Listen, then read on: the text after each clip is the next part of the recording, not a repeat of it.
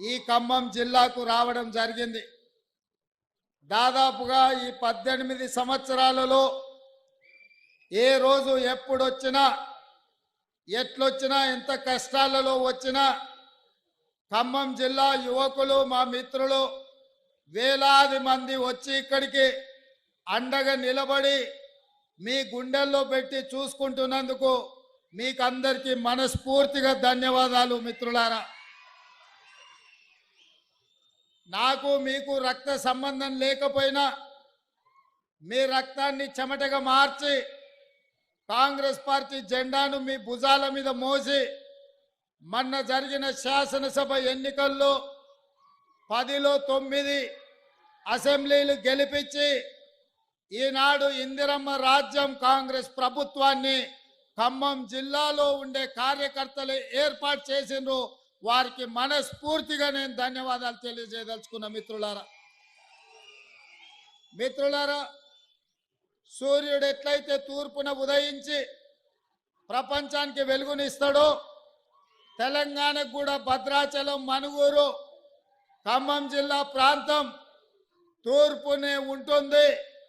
ఇవాళ ఇందిరమ్మ ఇండ్ల పథకాన్ని భద్రాచలంలో శ్రీరామచంద్రుడి ఆశీర్వాదం తీసుకొని ప్రారంభించి ఇవాళ ప్రజా దీవెన సభ మన మనుగూరులో పినపాక శాసనసభ నియోజకవర్గంలో పెట్టి వేలాది మంది ఇక్కడికి తరలి వచ్చి తెలంగాణ రాష్ట్రానికి అటువైపున బీఆర్ఎస్ బీజేపీ నాయకులను ఖబర్దార్ బిడ్డలారా, తెలంగాణ రాష్ట్రంలో కాంగ్రెస్ జెండా ఎగరేస్తామని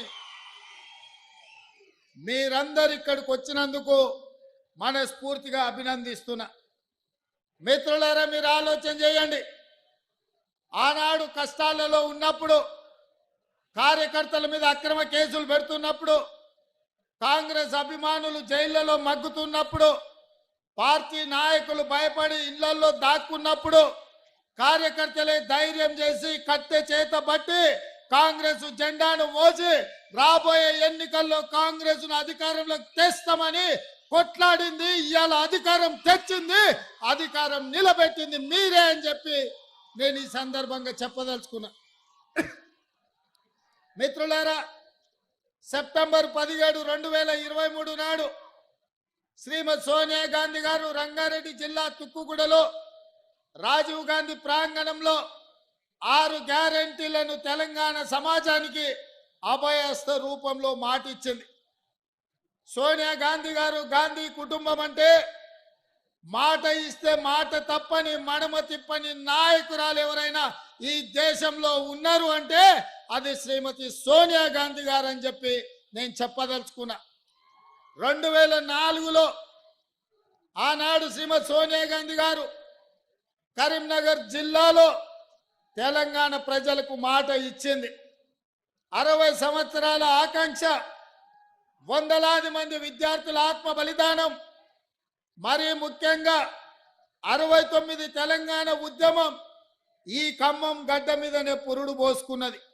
పాల్వంచలో ఒక ఉద్యోగం కోసం మొదలైన ఈ తెలంగాణ ఉద్యమం, ఖమ్మం నుంచే మొదలైన ఈ తెలంగాణ ఉద్యమం ఇవాళ తెలంగాణ రాష్ట్రాన్ని సాధించి సగర్వంగా ఇవాళ మనుగూరులో నిలబడి తెలంగాణ రాష్ట్ర ముఖ్యమంత్రిగా మాట్లాడుతుందంటే ఖమ్మం జిల్లా పోరాటం, ఖమ్మం గడ్డ మీద ఉన్న గాలి, ఈ నేల, ఈ నీరు ఆ ఉద్యమ స్ఫూర్తిని నింపి ఇవాళ తెలంగాణ రాష్ట్రాన్ని సాధించినాం. ఆ స్ఫూర్తితో మొదలైన తెలంగాణ ఉద్యమం ఇవాళ తెలంగాణ రాష్ట్రాన్ని సాధించిన తెలంగాణ రాష్ట్రంలో కల్వకుంట్ల చంద్రశేఖరరావు 2 సార్లు 10 సంవత్సరాలు ముఖ్యమంత్రి అయి దళితులకు 3 ఎకరాల భూమి ఇస్తాని, డబుల్ బెడ్రూమ్ ఇల్లు ఇస్తాని, గిరిజనులకు పోడు భూముల పట్టాలు ఇస్తాని, గిరిజనులకు 12% రిజర్వేషన్ ఇస్తాని, మైనారిటీలకు 12% రిజర్వేషన్ ఇస్తాని, ఇంటికో ఉద్యోగం ఇస్తాని ఇవాళ రకరకాల హామీలు ఇచ్చి తెలంగాణ సమాజాన్ని మోసం చేసిండు. కానీ ఖమ్మం జిల్లా ఒక గొప్ప చరిత్ర కలిగిన జిల్లా.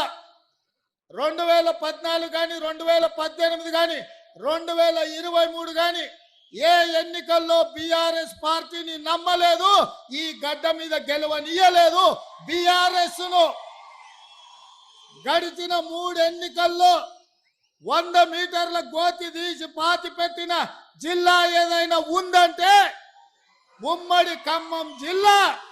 ఈ జిల్లాలో ఉన్న చైతన్యం బీఆర్ఎస్ ను బొంద పెట్టించింది.